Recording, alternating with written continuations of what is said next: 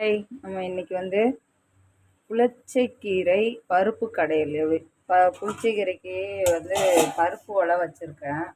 அது எப்படி கடையிறதுன்னு பார்க்கலாம் வாங்க. இது கூட பூண்டு இதெல்லாம் போடுறத புளிச்சக்கீரை கடையல் பருப்பு கடையலுக்கு தக்காளி பூண்டு இதெல்லாம் கொட்டிக்கலாம். இதில் தக்காளி பூண்டு அப்புறம் கொஞ்சமாக துவரம் பருப்பு வச்சுருக்கேன். துவரம் பருப்பு இதிலே வேக வச்சிடலாம். நல்லா வேகட்டும். வெந்த பார்த்து நான் சொல்கிறேன். என்ன பண்ணணும்னா பருப்பு ஒரு 3/4 வேக்காடு வெந்த உடனே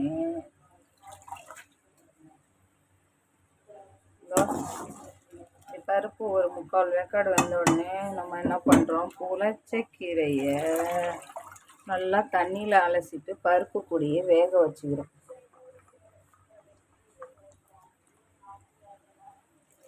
வேக வச்சு அதுக்கப்புறம் பார்க்கலாம். நல்லா வேகட்டும். பருப்பு கூடயே புளிச்சக்கீரை வெந்த பார்த்து என்ன பண்ணுறதுன்னு சொல்கிறேன். பண்ணுறோம் மிளகா வறுப்பிச்சா அங்கே என்ன பண்ணுறது, புளிச்சக்கீரை வறுத்து கொட்டிடும்.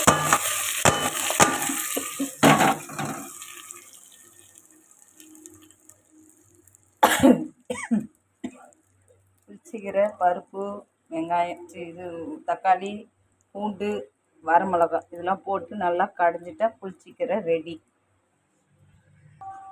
அவ்வளோதாங்க, புளிச்சக்கீரை பருப்பு கடைகள் ரெடி ஆயிடுச்சு. இங்கே பாருங்க,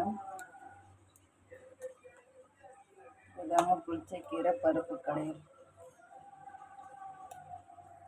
பிடிச்சிருந்தா லைக் பண்ணுங்கள், ஷேர் பண்ணுங்கள், கமெண்ட் பண்ணுங்கள், சப்ஸ்கிரைப் பண்ணுங்கள்.